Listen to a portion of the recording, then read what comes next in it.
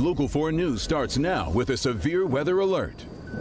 Indeed, we've got to begin with a severe weather alert because rain, ice, and snow all are headed our way, making for a chaotic 24 hours of nasty weather. There is a flooding threat for the area, and yet we're also looking at some significant snow totals. Paul has been tracking the system for days now. Paul, where do things stand?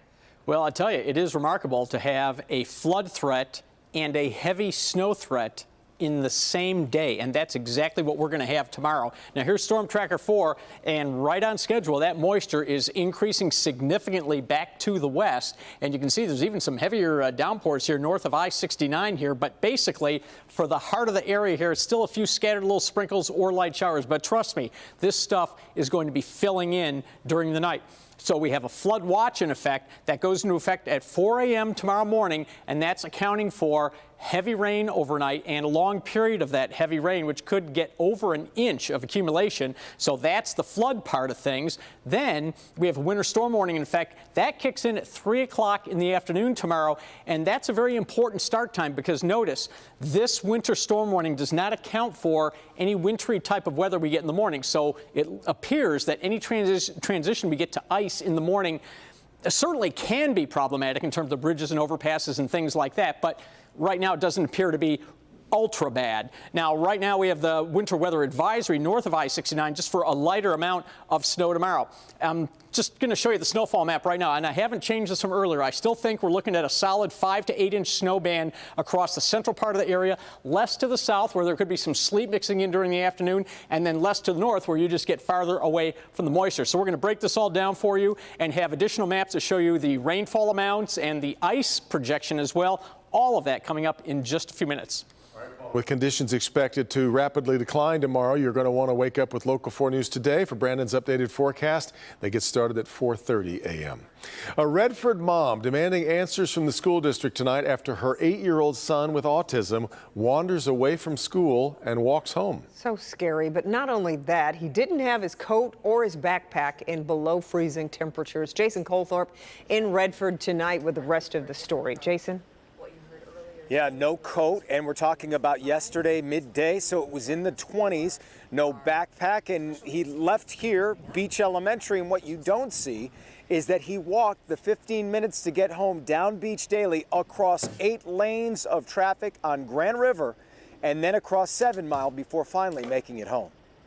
When Christy Greenewalt popped back in at home yesterday before going to pick her son up from school, she noticed something strange. 8-year-old Liam was already there. His shoes were wet, his socks were wet, the bottom of his pants were wet. So then I asked him, Liam, how did you get home? What are you doing here? Like I said, I was completely confused. Liam has autism and needs an aide during the day at school, but yesterday his normal aide was out and another was watching him. Greenewalt grabbed her son and headed to Beach Elementary for some answers. We had been looking for him for about 20 minutes. I had no phone call. You'd been looking for my son for 20 minutes. He was missing for 20 minutes and I had no phone call.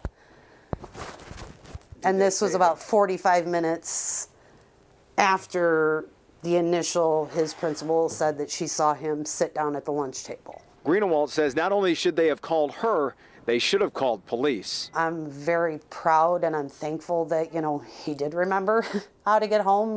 That's the only positive that is coming out of this whole situation. But, anything could have happened. He could have, gotten hit by a car, caused a car accident. Other people could have gotten injured. Someone could have picked him up.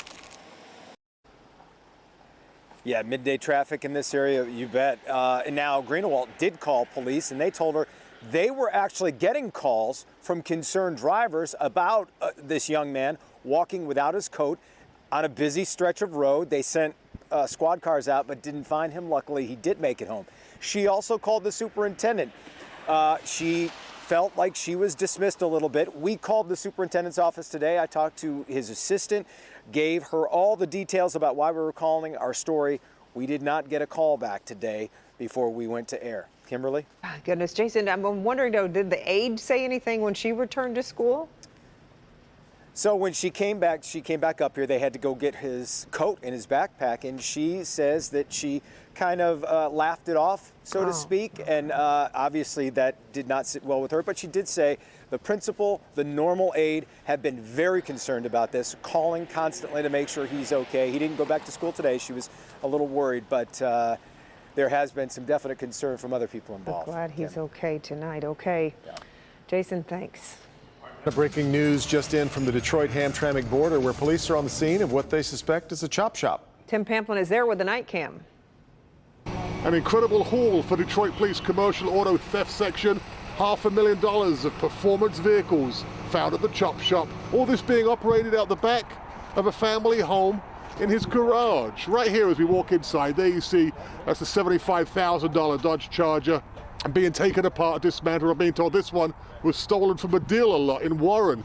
Out front of the home, McPherson Street, littered. 9 vehicles in total, again, valued at around about $500,000. A 30-year-old man is in custody. All of these vehicles being impounded. That's the scene on the Detroit-Hamtramck border with a night cam.